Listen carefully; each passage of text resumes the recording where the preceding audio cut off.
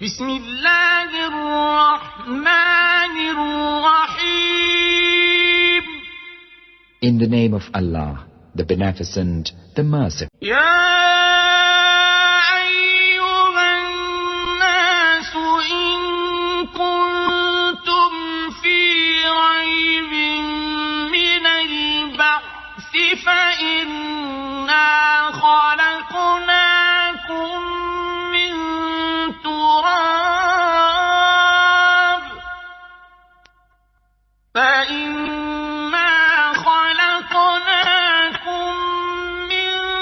تراب ثم من نطفة ثم من علقة ثم من مضغة مخلقة وغير مخلقة لنبين لكم ونقر في الأرحام ما نشاء إلى أجل مسمى ثم نخرجكم طفلا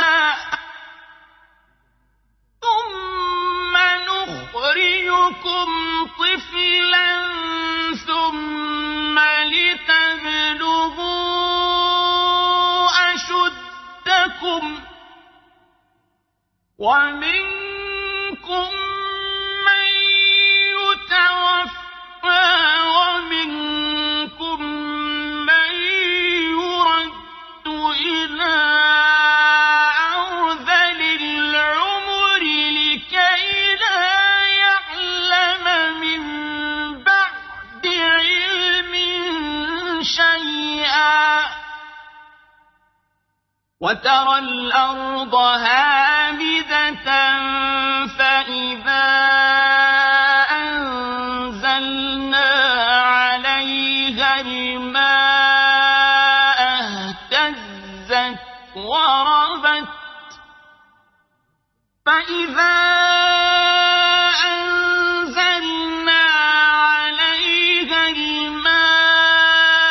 اهتزت وربت وأنبتت من كل زوج بهيج. O mankind, if ye are in doubt concerning the resurrection, then lo, we have created you from dust, then from a drop of seed, then from a clot, then from a little lump of flesh, shapely and shapeless, that we may make it clear for you. And we cause what we will to remain in the wombs for an appointed time, and afterward we bring you forth as infants, then give you growth, that ye attain your full strength. And among you there's he who dieth young, and among you there's he who was brought back to the most abject time of life, so that after knowledge he knoweth not.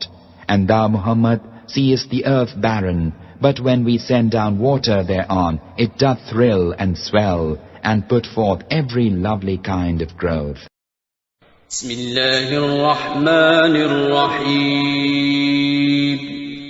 شروع اللہ کا نام لے کر جو بڑا مہربان نہایت رحم والا ہے. لوگو، اگر تم کو مرنے کے بعد جی اٹھنے میں کچھ شک ہو تو ہم نے تم کو پہلی بار بھی تو پیدا کیا تھا، یعنی ابتدا میں مٹی سے، پھر اس سے نطفہ بنا کر، پھر اس سے خون کا لوتھڑا بنا کر، پھر اس سے بوٹی بنا کر جس کی بناوٹ کامل بھی ہوتی ہے اور ناقص بھی، تاکہ تم پر اپنی خالقیت ظاہر کر دیں. اور ہم جس کو چاہتے ہیں ایک میعاد مقرر تک پیٹ میں ٹھہرائے رکھتے ہیں، پھر تم کو بچہ بنا کر نکالتے ہیں، پھر تم جوانی کو پہنچتے ہو، اور بعض قبل از پیری مر جاتے ہیں، اور بعض بڑھاپے کی نہایت خراب عمر کی طرف لوٹائے جاتے ہیں کہ بہت کچھ جاننے کے بعد بالکل بے علم ہو جاتے ہیں. اور اے دیکھنے والے، تو دیکھتا ہے کہ ایک وقت میں زمین خشک پڑی ہوتی ہے، پھر جب ہم اس پر مے برساتے ہیں تو وہ شاداب ہو جاتی اور ابھرنے لگتی ہے، اور طرح طرح کی بارونق چیزیں اگاتی ہے. انسانی پیدائش کے مختلف ادوار. مخالفین اور منکرین قیامت کے سامنے دلیل بیان کی جاتی ہے کہ اگر تمہیں دوسری بار کی زندگانی سے انکار ہے تو ہم اس کی دلیل میں تمہاری پہلی دفعہ کی پیدائش تمہیں یاد دلاتے ہیں۔ تم اپنی اصلیت پر غور کر کے دیکھو کہ ہم نے تمہیں مٹی سے بنایا ہے، یعنی تمہارے باپ آدم علیہ السلام کو، جن کی نسل تم سب ہو۔ پھر تم سب کو ذلیل حقیر پانی کے قطروں یعنی منی سے پیدا کیا، جس نے پہلے خون بستہ کی شکل اختیار کی، پھر گوشت کا ایک لوتھڑا بنا۔ 40 دن تک تو نطفہ اپنی شکل میں بڑھتا ہے، پھر بحکم ربانی اس میں خون کی سرخ پھٹکی پڑتی ہے، پھر 40 دن کے بعد وہ ایک گوشت کے ٹکڑے کی شکل اختیار کر لیتا ہے جس میں کوئی صورت و شبہ نہیں ہوتی۔ پھر اللہ تعالیٰ اسے صورت عنایت فرماتے ہیں، سر، ہاتھ، سینہ، پیٹ، رانے، پاؤں اور کل اعضاء بنتے ہیں۔ کبھی اس سے پہلے ہی حمل ساقط ہو جاتا ہے، کبھی اس کے بعد بچہ گر پڑتا ہے، یہ تمہارے مشاہدے کی بات ہے، اور کبھی ٹھہر جاتا ہے۔ جب اس لوتھڑے پر 40 دن گزر جاتے ہیں تو اللہ تعالیٰ فرشتے کو بھیجتے ہیں جو اسے ٹھیک ٹھاک اور درست کر کے اس میں روح پھونک دیتا ہے، اور جیسے اللہ کی چاہت ہو خوبصورت بدصورت مرد عورت بنا دیا جاتا ہے۔ رزق، اجل، نیکی، بدی اسی وقت لکھ دی جاتی ہے۔ بخاری اور مسلم میں ہے، رسول اللہ صلی اللہ علیہ وسلم فرماتے ہیں، تم میں سے ہر ایک کی پیدائش اس کی ماں کے پیٹ میں 40 رات تک جمع ہوتی ہے، پھر 40 دن تک خون بستہ کی صورت رہتی ہے، پھر 40 دن تک گوشت کے لوتھڑے کی، پھر فرشتے کو 4 چیزیں لکھ دینے کا حکم دے کر بھیجا جاتا ہے، رزق، عمل، اجل یعنی کل مدت جینے کی، اور شقی یعنی بدبخت یا خوشبخت ہونا لکھ لیا جاتا ہے، پھر اس میں روح پھونکی جاتی ہے۔ پیدا ہونے سے قبل تقدیر کا لکھا جانا۔ تفسیر ابن جریر اور ابن ابی حاتم میں ہے، عبداللہ بن مسعود رضی اللہ عنہ فرماتے ہیں، نطفے کے رحم میں ٹھہرتے ہی فرشتہ پوچھتا ہے کہ اے اللہ، یہ مخلوق ہوگا یا نہیں؟ اگر انکار ہوا تو وہ جمتا ہی نہیں، خون کی شکل میں رحم اسے خارج کر دیتا ہے، اور اگر حکم ملا کہ اس کی پیدائش کی جائے گی تو فرشتہ دریافت کرتا ہے کہ لڑکا ہوگا یا لڑکی، نیک ہوگا یا بد، اجل کیا ہے، اثر کیا ہے، کہاں مرے گا۔ پھر نطفے سے پوچھا جاتا ہے تیرا رب کون ہے؟ وہ کہتا ہے اللہ۔ پوچھا جاتا ہے رازق کون ہے؟ کہتا ہے اللہ۔ پھر فرشتے سے کہا جاتا ہے تو جا اور اصل کتاب میں دیکھ لے، وہیں اس کا سارا حال مل جائے گا۔ پھر وہ پیدا کیا جاتا ہے، لکھی ہوئی زندگی گزارتا ہے، مقدر رزق پاتا ہے، مقررہ جگہ چلتا پھرتا ہے، پھر موت آتی ہے اور دفن کیا جاتا ہے جہاں دفن ہونا مقدر ہے۔ پھر عامر شعبی رحمہ اللہ نے یہی آیت تلاوت فرمائی، مضغہ ہونے کے بعد چوتھی پیدائش کی طرف لوٹایا جاتا ہے، ذی روح بنتا ہے۔ صحیح مسلم میں ہے، حذیفہ بن اسید رضی اللہ عنہ کی مرفوع روایت میں ہے کہ 45 دن جب نطفے پر گزر جاتے ہیں تو فرشتہ دریافت کرتا ہے کہ یہ دوزخی ہے یا جنتی، جو جواب دیا جاتا ہے لکھ لیتا ہے۔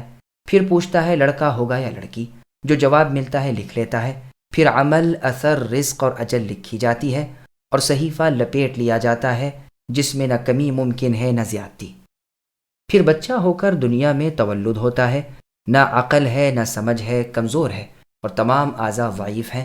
پھر اللہ تعالیٰ بڑھاتے رہتے ہیں، ماں باپ کو مہربان کر دیتے ہیں، دن رات انہیں اس کی فکر رہتی ہے، تکلیفیں اٹھا کر پرورش کرتے ہیں اور اللہ تعالیٰ اس کو پروان چڑھاتے ہیں، یہاں تک کہ عنفوان جوانی کا زمانہ آتا ہے، خوبصورت تنو مند ہو جاتا ہے۔ بعض تو جوانی میں ہی چل بستے ہیں، بعض بوڑھے پھونس ہو جاتے ہیں۔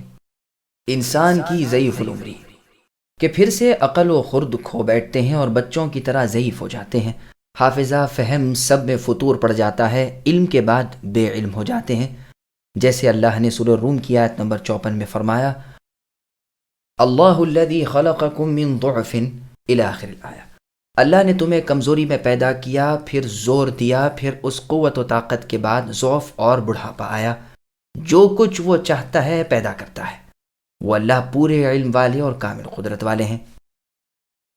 مرنے کے بعد زندہ ہونے کی ایک اور دلیل، مردوں کو زندہ کر دینے کی ایک دلیل یہ بیان کر کے پھر دوسری دلیل بیان فرماتے ہیں کہ چٹیل میدان، بے رویدگی کی خشک اور سخت زمین کو ہم آسمانی پانی سے لہلہاتی اور تر و تازہ کر دیتے ہیں، طرح طرح کے پھول پھل میوے دانے وغیرہ کے درختوں سے سرسبز ہو جاتی ہے، قسم قسم کے درخت اگ آتے ہیں اور جہاں کچھ نہ تھا وہاں سب کچھ ہو جاتا ہے، مردہ زمین ایک دم زندگی کے کشادہ سانس لینے لگتی ہے، جس جگہ ڈر لگتا تھا وہاں اب راحت، روح اور نور عین اور سرور قلب موجود ہو جاتا ہے، قسم قسم کے طرح طرح کے میٹھے کھٹے خوش ذائقہ مزید رنگ و روپ والے پھل اور میووں سے لدے ہوئے خوبصورت چھوٹے بڑے درخت جھوم جھوم کر بہار کا لطف دکھانے لگتے ہیں۔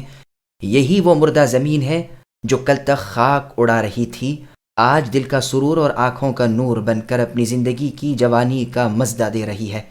پھولوں کے چھوٹے چھوٹے پودے دماغ کو طبلہ عطار بنا دیتے ہیں۔ دور سے نسیم کے ہلکے ہلکے جھونکے کتنے خوشگوار معلوم ہوتے ہیں۔ فسبحان اللہ وبحمدہ، سبحان اللہ العظیم۔